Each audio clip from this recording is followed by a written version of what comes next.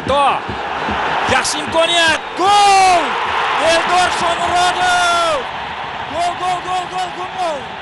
Uchrashuvda hisob ochildi. Bunday xatolarni albatta kechirish kerak emas. Eldor Shomurodov. Hamkasblarimiz Goldor Shomurodov deb belgisiga aytishmagan. O'zbekiston milliy terma jamoasidagi 4-golini urmoqda. Vadim Abramov: Gvardiolaning futbolga qarashlari mening qarashlarimga mos tushadi. O'zbekiston terma jamoasi uchun 2019-yilgi mavsum yakuniga yetib bo'ldi. Terma jamoamiz 19-noyabr kuni Falastinni mag'lub etgach, kelgusi yilning mart oyiga qadar tanaffusga chiqib ketdi. Biz oktyabr oyida terma jamoaga bosh murabbiy etib tayinlangan Vadim Abramov bilan yil yakunlari xususida suhbatlashishga qaror qildik. Suhbat davomida tabiiyki Abramov boshqarayotgan Bunyodkor klubi haqida ham savollar bo'ldi. Assalomu alaykum.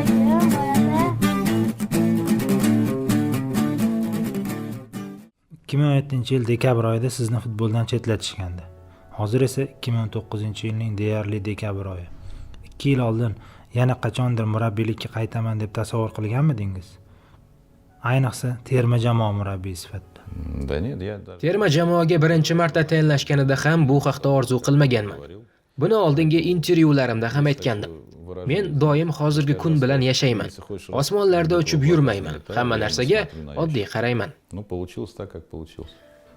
Chetlatishganda ichingizdan nimalar kechgan? Чувствовал, как обычно. Xafa bo'lganman. Umuman olganda 2013-yil terma jamoadan ilk bor chetlashganida ham xafa bo'lgandim.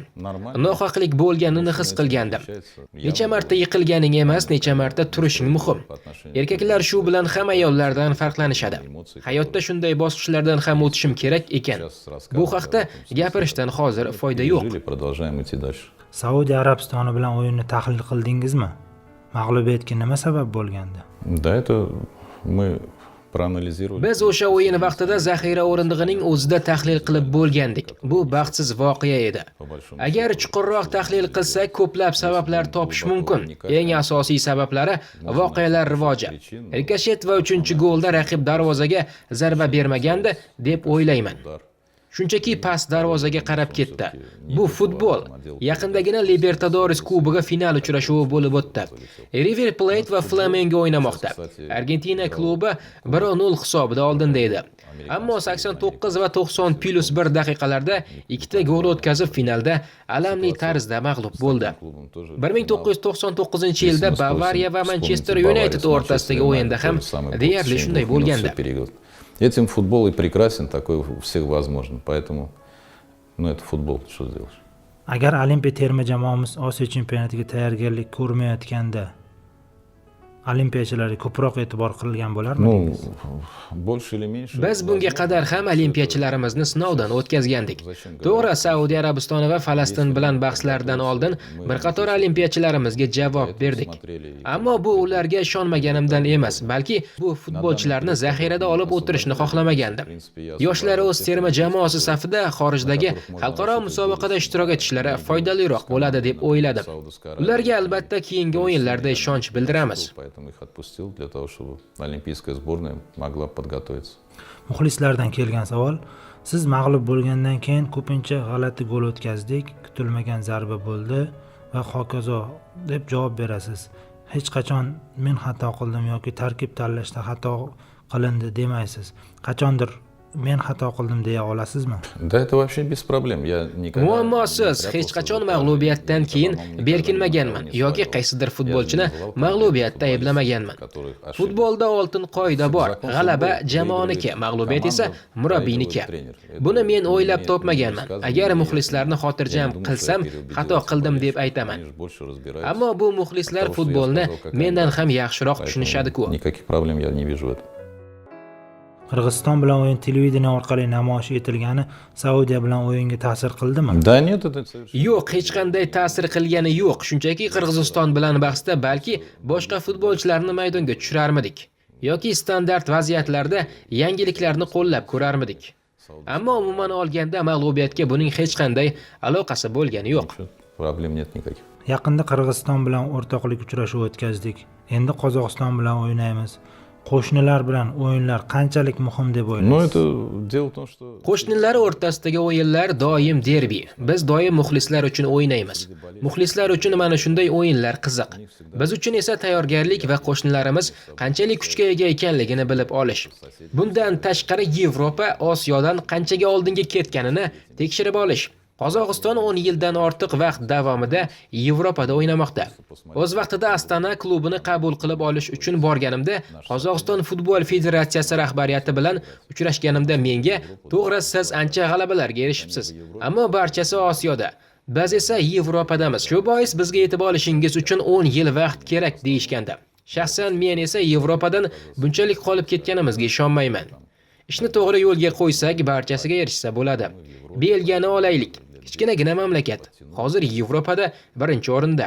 U yerda futbolni o'zga sayyoraliklar o'ynashmayapti. Shunchaki yaxshi va tajribali murabbiylar yosh futbolchilar bilan ishlashdi. за короткий срок создать боеспособный коллектив. So'nggi kunlarda futbolchilarni mahalliylashtirish haqida ko'p gapirilmoqda. Igor Golban, Dragan Cheran, Germaniyadagilar. Bu gap so'zlar mana shu joyda o'ynayotgan mahalliy futbolchilarimizni ranjitadi deb o'ylamaysizmi? Да нет, я не... Biznikilar xafa bo'lishadi deb o'ylamayman. Bu vaziyatdan chiqib ketish emas, shunchaki o'z chempionatimizni yaxshi saviyada o'ynayotgan va terma jamoaga yordam bera oladigan futbolchilarga murojaat qilish. Bizda markaziy himoyachilar bilan muammo bor. Nafaqat bizda, balki xorijda ham hozir juda katta muammo.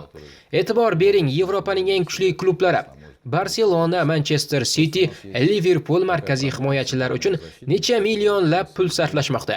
Agar terma jamoada o'ynashi mumkin bo'lgan yaxshi saviyadagi markaziy himoyachi bo'lsa, nima uchun bundan foydalanmasligimiz kerak? Biz jahon chempionatiga chiqmoqchimiz-ku. Bu raqobatni ham kuchaytiradi. Bu raqobat Islom To'xtaxo'jayev, Igor Kremes va boshqa markaziy himoyachilarga foydali bo'ladi deb o'ylayman. Igor Golban haqida ko'p gapirishmoqda. U Van Dijk emas-ku, to'g'rimi? Oldin pasport olsin, keyin terma jamoa yig'iniga chaqiramiz va uni sinovdan o'tkazamiz. O'rtoqlik o'yinlarida maydonga tushiramiz. Agar boshqalardan haqiqatdan ham kuchli ekanligini isbotlay olsagina, terma jamoada maydonga tushadi. Он должен тоже показать себя. Поэтому это еще ни о чем не говорит. 2011-yilda siz terma jamoa bosh murabbiy bo'lganingizda Guardiolaning Barselonasi haqida ko'p gapirardingiz. Hozir esa Guardiola boshqarayotgan City haqida ko'p gapiryapsiz. Guardiola sizning sevimli murabbiyingizmi? Да не любимый тренер, просто... Sevimli murabbiyim emas, shunchaki uning futbolga qarashlari mening qarashlarimga mos tushadi. Guardiola hozir qilayotgan ishlarni biz traktorda ishlaganimda, hali Guardiola futbol o'ynab yurganida ham qilardik. Hozir terma jamoa futbolchilariga City o'yinchilarini ko'rsatib, o'z fikrlarimni amalda namoyish etib beryapman, xolos. Futbolchilarga aytib berish va ko'rsatib berishning juda katta farqi bor. Bugungi kunda Guardiola qisqa vaqt ichida Barselonadan ketib, Bavariyaga o'tib, natija ko'rsatdi. Keyin Cityga keldi va yana natija qilmoqda. Murabbiy uchun eng muhimi o'yinni to'g'ri yo'lga qo'yib olish. Bundaylar juda kam. Guardiola, Wenger shunday murabbiylar qatoriga kiradi. Bunga qadar Beskov shunday edi. Mana shu uch murabbiyni men o'z ishining yaxshi mutaxassislari deb hisoblayman. С хорошими специалистами своего дела. Hozirga qadar terma jamoada 4 ta o'yin o'tkazdingiz. Sizni nima quvontirdi? Порадовало, что отношения ребят... Yigitlarning ishga bo'lgan munosabati quvontirdi. Bizda hozir yaxshi kollektiv yig'ilgan. Futbolchilarning ko'zi yonmoqda. Ba'zida qaysidir inson bilan gaplashsang befarqlikni sezasan. Ammo hozir unday emas. Barchada istak juda kuchli. To'g'ri, Saudiya Arabistoniga yutqazdik, ammo futbolchilarga hech qanday e'tiroz bo'lgani yo'q. G'alaba uchun borlarini berishganini ko'rdik.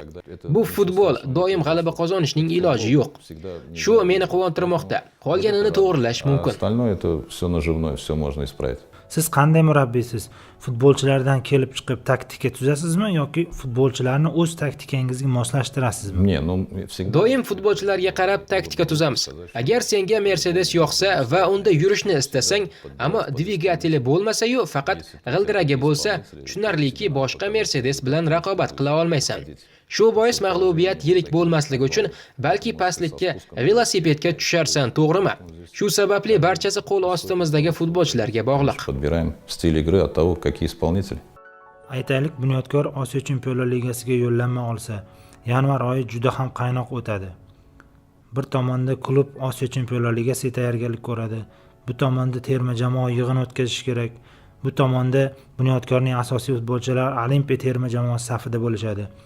Mana shu qiyin vaziyatdan qanday chiqib ketmoqchisiz? По-любому Albatta, har qanday holatda Bunyodkorda muammo bo'ladi. Sababi ko'plab futbolchilar yanvar oyida Tailanddagi Osiyo chempionatida ishtirok etishadi. Bunday holatga 2015-yilda ham duch kelganman. O'sha yili Lokomotiv ustozi edim. Terma jamoa yanvar oyida Avstraliyada Osiyo kubogida ishtirok etgan va Lokomotivning 9 nafar futbolchisi terma jamoada edi. Fevral oyida Osiyo Chempionlar Ligasi boshlangan. Mart oyi boshida O'zbekiston chempionati start olgan. O'shanda o'yin qurishda qiyinchiliklarga duch kelganmiz. Hozir ham deyarli shunday vaziyat. Olimpiyachilarimiz deyarli dam olishsiz yangi mavsumga qo'shilib ketishadi. Ayni paytda mana shu jihatlarni hisobga olib, ularning o'rnini qanday to'ldirish haqida o'ylayapmiz. Yanvar va fevral oyi bizga qiyin bo'lishi rost gap. Bu orada milliy terma jamoada qisqa yig'in o'tkazamiz va o'sha paytda klubda mening tajribali yordamchilarim ishlab turishadi. Katta muammo bo'lmaydi deb o'ylayman. Отсутствие моего на 10 дней, оно никак не скажется на, думаю, что на команде Bunyodkor. Bilamizki, dunyoda FIFA kunlari mavjud. Dunyodagi barcha terma jamoalar aynan mana shu muddatda yig'iladi hamda yig'in o'tkazadi. Bizda esa doim chempionat o'yinlari yoki qoldiriladi yoki uzaytiriladi hamda FIFA kunlaridan tashqari yig'inlar ko'p o'tkaziladi. Я вам сейчас скажу. Bilasizmi, men bunga qadar terma jamoa ustozi bo'lganimda hech qachon terma jamoa tufayli chempionat taqvimini o'zgartirmagan edik. Agar sizda shunday fakt bo'lsa, darhol uzr so'rashga tayyorman. Nima uchun bu yil shunday qildik? Tushuntiraman. Agar noyabr oyida biz Saudiya Arabistoni va Falastinni mag'lub etganimizda, ushbu bosqich masalasini deyarli hal qilgan bo'lardik. Bizda barcha nomzod futbolchilarni sinab ko'rish uchun vaqt kam edi. Menimcha, 3 ta turning biroz kechroq o'tkazilgani juda katta muammo bo'lgani yo'q deb o'ylayman. Присутствовал в национальной сборной. Поэтому мне приятно, я думаю, что значит пошло им на пользу это. Bu yil Shomurodov O'zbekistonda yil futbolchisi ekanligi deyarli aniq. Superligada eng yaxshi futbolchi kim sizningcha? Ну, мне сложно Eldor Shomurodov mening qo'l ostimda terma jamoada yaxshi o'ynamoqda. Ammo futbol jamoaviy o'yin. Jurnalistlar asosan hujumkor futbolchilarni eng yaxshi deb topishadi. Biroq qora ishlarni qilayotgan futbolchilar ham jamoaga katta foyda keltirayotgani bo'lishi mumkin.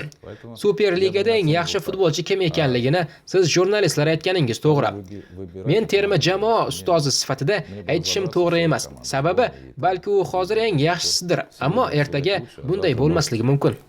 Не быть лучшим, будут другие. Bir paytlar bergan intervyungizdan birida siz terma jamoa jahon chempionatiga chiqsa Mercedesdan gara o'ynayman deb aytgandingiz. Hozir bosh murabbiy sifatida kim bilandir mana shunday gara o'ynay olasizmi? Да, у меня старый Mening Mercedes. Mercedesim eskirib qolgan. Agar jahon chempionatiga chiqsak, o'sha mashinamni sizga sovg'a qilaman. Terma jamoaga muxlislik qiling va sizga mashinani taqdim qilaman. Болейте за нас, я вам его подарю. Azamat Abdurayimov haqida nima deya olasiz? Вы знаете, вот... To'g'risi, unga mening rahmim kelmoqda. Sababi faqat mana shunday yo'l orqali o'zi haqida eslatmoqchi bo'lmoqda. Kim u Abdurayimov? Bloger Abdurayimov.